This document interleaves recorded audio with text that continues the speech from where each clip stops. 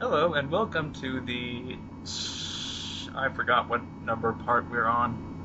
Is it? This is why you should number the parts. Yeah, I do number the parts. I think it's part six. Yeah. Let's say part six. I usually, yeah, it is part six because after assault on the control room. Yeah, let's just get this out of the way now. Kevin's not joining us in this part, so Because he's J- lazy. To be for fair, for reasons we won't say because we can't say. he's on a secret mission doing something really important with his life. Yeah. Okay. So it's just the two of us, and this is an interesting level. In case to catch you up real quick, because we haven't done a little bit of recording in a while.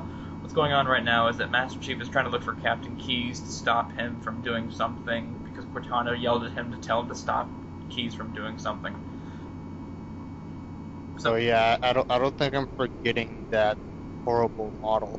it's not the best model. I think a really good looking model was in Halo 2, and I It's it's probably the worst model I've ever seen ever since the thing in the Dreamcast Fantastic Four game. a Dreamcast Fantastic Four game. Yeah, and the thing as Ben Grimm, he looked horrible in that game. Ugh.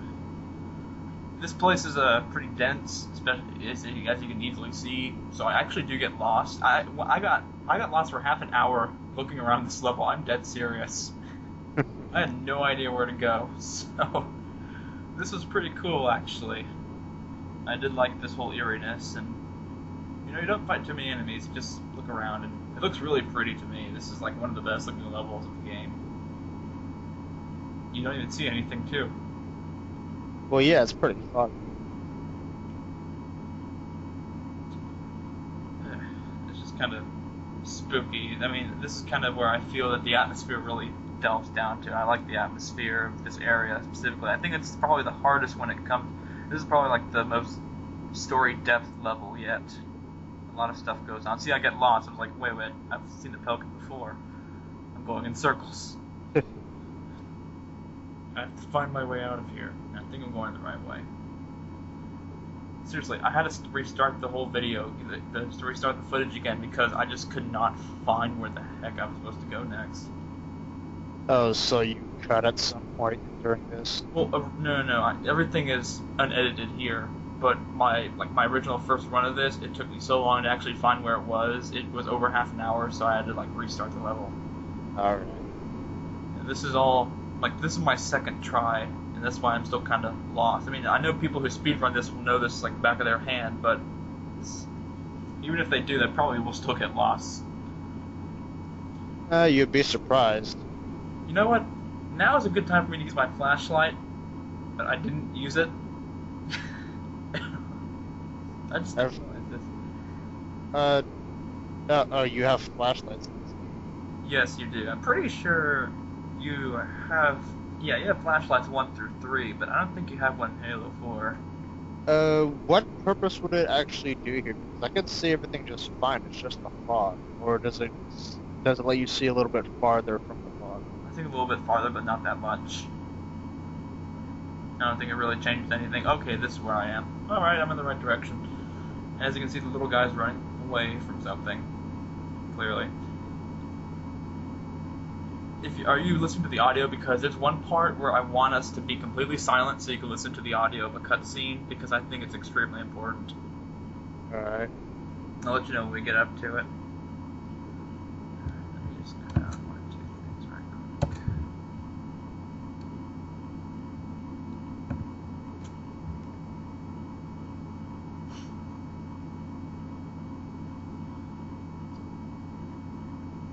Yeah, it's not much. Nice. Void. All that. Oh no, it's just a glass floor on the elevator. Yeah, it's probably falling to my death.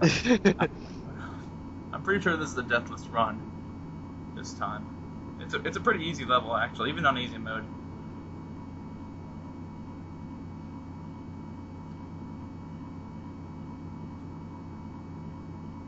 There's not really much to say about this level. It's just not really much goes on until the one cutscene occurs. Because mostly what you're trying to do is just like shoot the Covenant and then look for something that's going on. I think this is actually this is one of the earlier beta levels shown because I remember watching a documentary about pretty much all the Halo games, and they said that this was one of the levels that they were trying out that they designed for the first time. That and the beach level to see like how the game would play if it was in first-person view. It was a lot of blood. Now, if that was red blood, I would be freaking out, but it's alien blood, so it's okay. I'm sure some modder red. You know what? I want to see what it would have looked like on the anniversary edition. I think that would have looked really cool. And if you didn't play like if this was 2001, oh yeah, this part's really it's kind of moving. It's just a guy who's gone insane and he thinks that you're one of them. One of who? We will never know. You actually are allowed to kill the guy. I'm pretty sure I don't. But if I do, I don't remember. And it's just more of a PTSD thing. This is one of those, if back in 2001, people didn't play the games, it's like really traumatic, I guess they should say, because it's just, they never show anybody going through that before, not to mention that you have no idea what's going on. It's like, oh my god, people are going insane, there's a lot of blood everywhere. It's a good thing you don't take damage from that. You do, but it's very scarce. You won't, especially still on easy mode, I take almost no damage.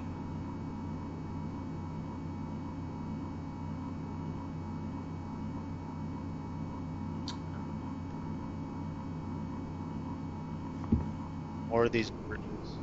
I like those bridges, actually.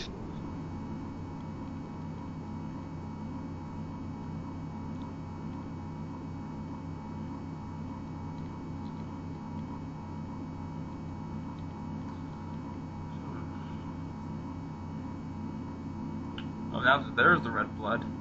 Remember Kevin commenting on how good the blood effects looked. Oh, here's the cutscene I want you to watch. So be totally silent and just listen.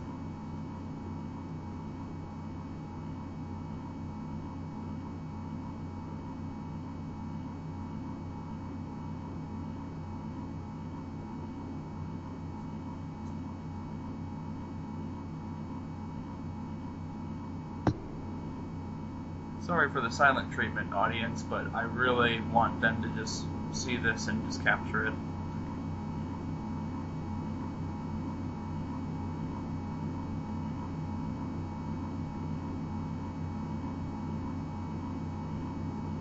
Not that I absolutely care all that much about this story. Well, I do.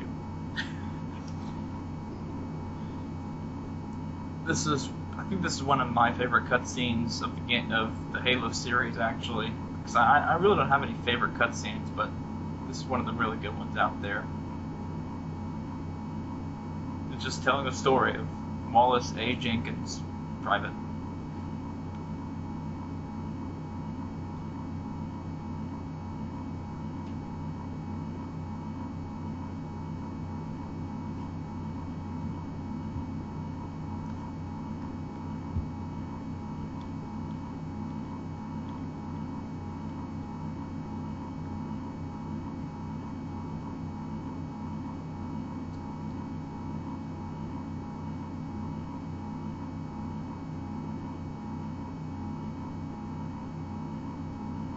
This is also one of the moments where Sergeant Johnson really becomes more memorable because he's obviously in this level, he's in this mission, he's kind of the leader of everything. And Keyes is an idiot and he decides that he wants to go investigate this area because of reasons. The Covenant want it, so we should. The Covenant doesn't like it, so we should probably want it.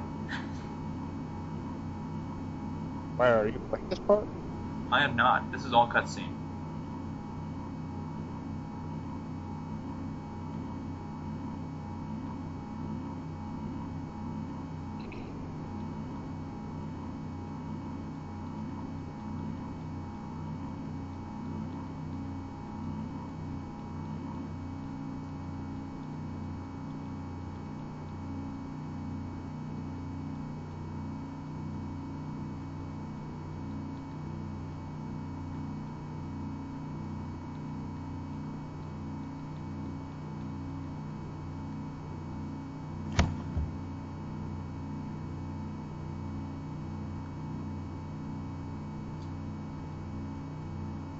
I just found to realize this. He doesn't have any body armor on him. He's in a battlefield, an aftermath battlefield, but it's still like a hostile area. He doesn't wear any armor.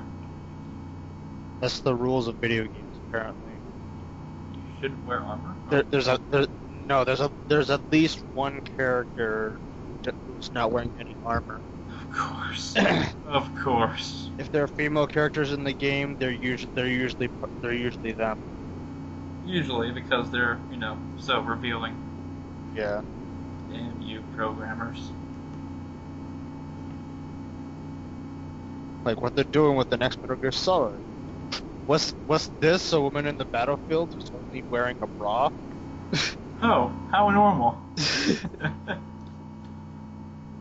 There are people complaining about like how Call of Duty games don't they're complaining that you can play as a dog now, but you can't play as a woman. Oh, that's sexist. Not exactly sexist. It's because women haven't been in combat yet. Wait. That's why the dog's so important. You can actually play as him. I don't actually think you can play as a dog. I just think it's just a partner. I'm pretty sure it's just a partner, but you can't technically play as an attack dog in Black Ops 2. Actually, no, I'm kidding. You can't play any dogs in Call of Duty games, but... Then why put so much emphasis on that dog in the first trailer? Why the hell not? People love dogs. Okay, this part's actually really important. They're hearing stuff going on. What's that? Oh my god, what is that? Oh, shoot at it! Okay! Ah!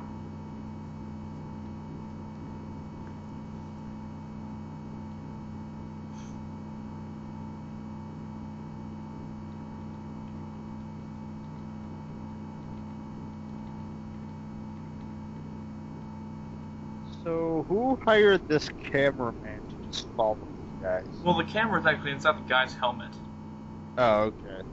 Well, I don't see the guy firing at all, so... Because he said we should run, and he's like, you better start shooting, Marie, and he doesn't. Yeah. So, let's just safely assume they're all dead. Yep, it's pretty good.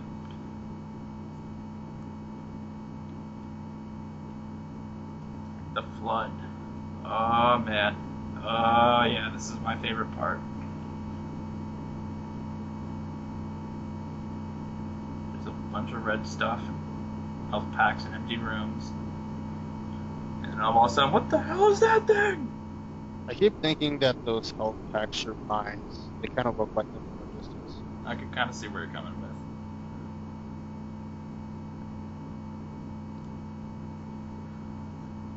Now you're introduced to the flood, which people actually, even 343 Industries like acknowledges that they're kind of like these. There's different types of flood forms, but these are the main these are the main forms that you see most, and they're called popcorn forms. Wait, these things killed those guys? Yeah.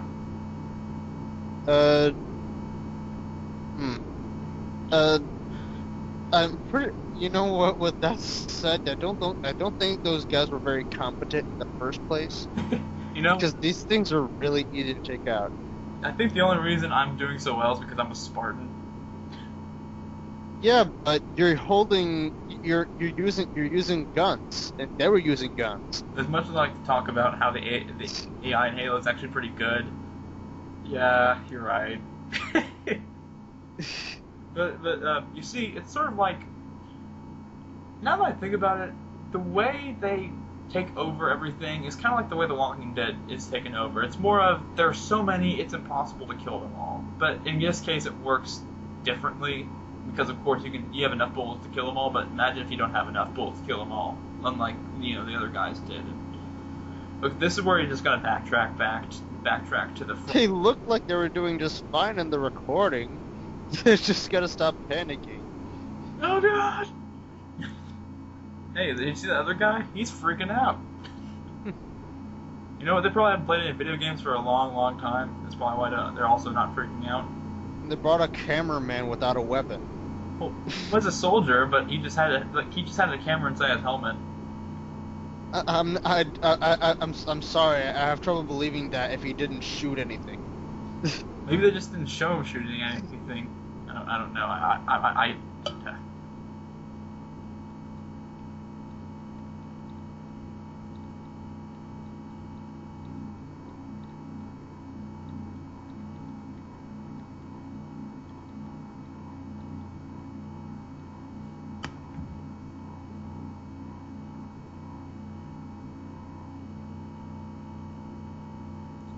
Yep. know about this before, but I kept thinking those health packs are mine, so I just expect you to self-destruct the moment you step on them. You know what? That'd be the biggest April Fool's joke of all time. Just imagine, like, I could imagine 343 Industries doing this. If you're playing Halo 4 or like any other game with like, yeah, just imagine I'm playing Halo 4 and I come across a gun and they update the game on April Fool's Day, so whenever I come across a gun on the floor, just something explodes. That would actually be pretty funny. I pick up a rocket launcher, it explodes immediately.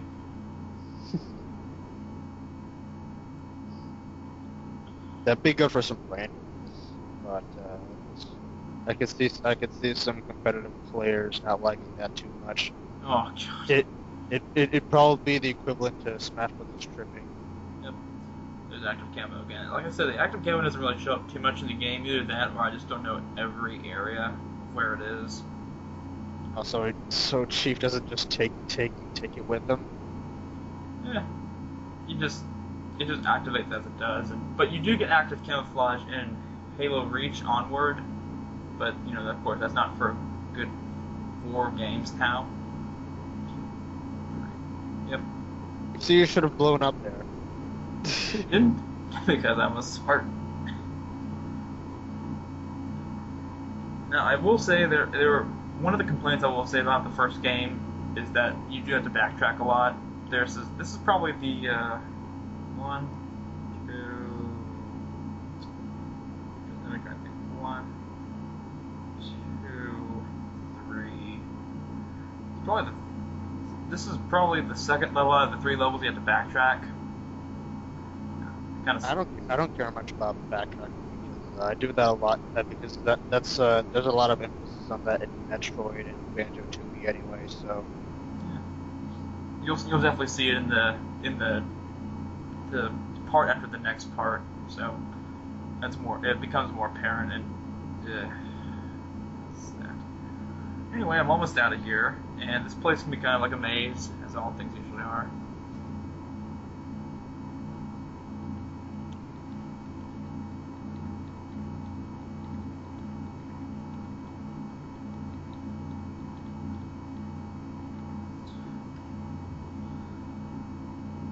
Yeah, really nothing too much to say. I mean, I can ramble on, but it's just gonna be boring nonsense. you're shooting guys. Yep, I'm What else is new?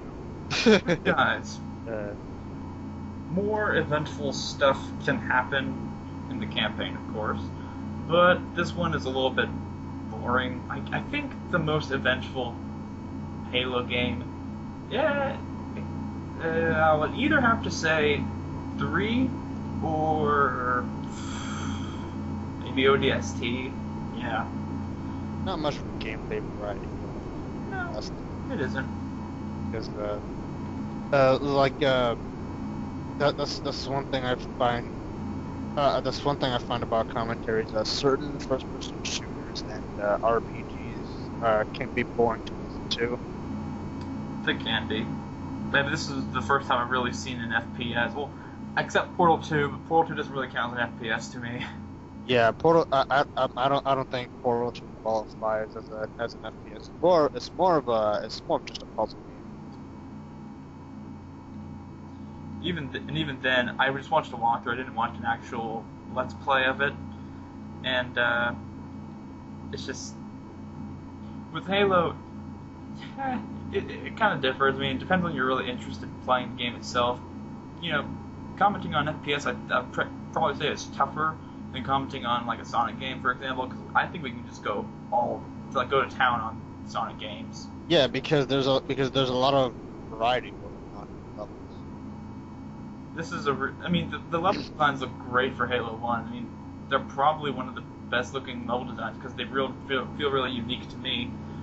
But other than that, like, I mean, that same goes for the other levels too. But there's not too much to talk about except for talking about. There's nothing I find wrong with the visuals. It's just that in terms of gameplay, all you've really been doing is run around, shoot this guy, shoot that guy, shoot that horde of enemies and stuff like that. That's pretty much it. Activate this, press this button, open door.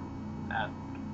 But wander around aimlessly as you get lost. I think you'll be happy to know that there's more vehicle emphasis on the other campaigns. I would probably say Halo 3. Yeah, Halo 3 definitely has the best emphasis on stuff to drive and stuff to fly.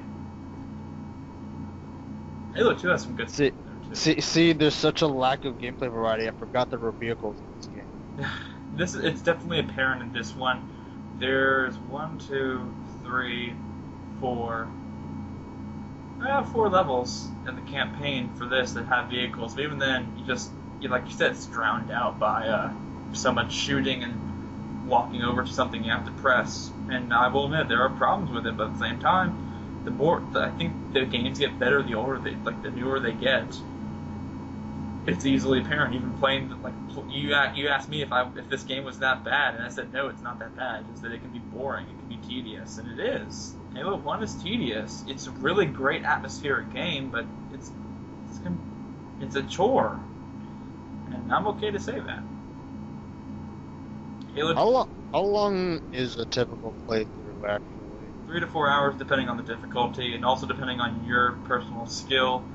If you're really good at playing the campaign on high difficulties, it shouldn't take long. But if you're new to the hardest difficulty, it will take about 10 hours. Alright. Even I played a Halo Reach Legendary so many times, yet it still takes me about 4 to 5 hours to beat. It sounds impressive, but I do die at least a good few times. And the other games, I've only beaten Halo 3, Halo 4, and Halo ODST on Legendary, and they take longer, but yeah, it really depends. A normal run through on normal or heroic may take about 4 hours, which I'd probably say is longer than other campaigns and other Halo. What? I noticed this. What's going on there? They're shooting at me. They're still shooting at Oh. me. I realized this. I thought, well, that's pretty weird, isn't it? Never happened before. So, okay, if you think this level was boring, just wait till the next one. So, woohoo!